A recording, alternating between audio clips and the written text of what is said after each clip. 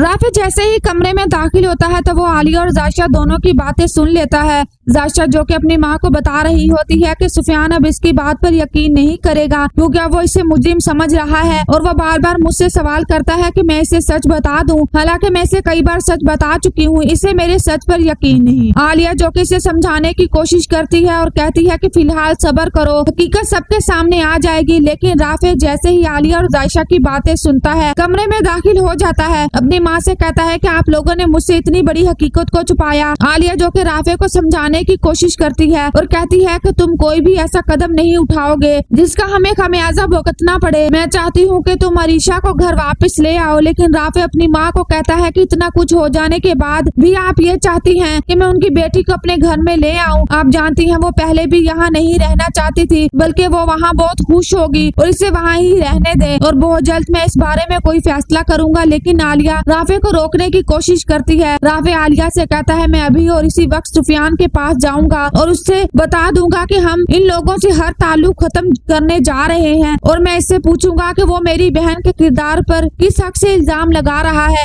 हालांकि इसका अपना भाई और माँ ही घटिया इंसान है। आलिया जो और इसे समझाती है कि तुम वहाँ नहीं जाओगे, लेकिन राफी जबरदस्ती चला जाता है और जाकर सुफियान के सामने खड़ा हो जाता है और सुफियान से कहता है कि तुम्हारी माँ और तुम्हारा भाई कसूरवार हैं। तुम्हारी माँ ने अरसलान के साथ मिलकर एक घटिया खेल खेला क्योंकि वो मेरी बहन की शादी तुम्हारे साथ करना ही नहीं चाहती थी। ये बात सुनते ही सुफियान को बेहद गुस्सा आ जाता है क्योंकि वो अपनी माँ के बारे में हरगिज ये बात नहीं सुनना चाहता। वो राफी का गिरेबान पकड़ लेता है और इसे कहता है कि तुम्हारी जुर्रत कैसे हुई, तुमने मेरी माँ पर इल्जाम लगाया। लेकिन राफी अगले ही लम्हे इसे कहता है तुम बहुत जल्द हकीकत देख लोगे, इस सब का कसूरवार कोई और नहीं बल्कि तुम्हारी माँ और तुम्हारा भाई है। मैं हरगिज अपनी बहन की शादी तुम्हारे साथ नहीं करना चाहता, मैं ये रिश्ता खत्म कर चुका हूँ। मैं तुम जैसे लोगों का वजूद अपनी बहन के आसपास बर्दाश्त नहीं कर सकता। जबकि वो सुफियान को ये बात भी कह देता है कि मैं बहुत जल्द तुम्हारी बहन को छोड़ दूंगा क्योंकि वो मेरे घर में रहना ही नहीं चाहती, तुम सब बहन भाई एक जैसे हो। जबकि दूसरी तरफ अरीशा को जैसे ही पता चलता है कि राफी और सुफियान के दरमियान झगड़ा हो गया है तो अरीशा को एक ही बात का डर होता है कि कहीं राफी से छोड़ ना दे, इसलिए वो बेचैन होती है। इसी वक्त वहाँ हामिद आ जाता है और अपने बाप से कहती है मैं राफी के साथ रहना चाहती हूँ लेकिन मेरी जिंदगी काफी मुश्किल में है, मुझे समझ नहीं आ रहा मैं क्या करूं। लेकिन हामिद अरीशा को समझाने की कोशिश करता है और कहता है तुम परेशान मत हो, सब ठीक हो जाएगा, मैं हरगिज तुम्हारी जिंदगी बर्बाद नहीं होने दूंगा।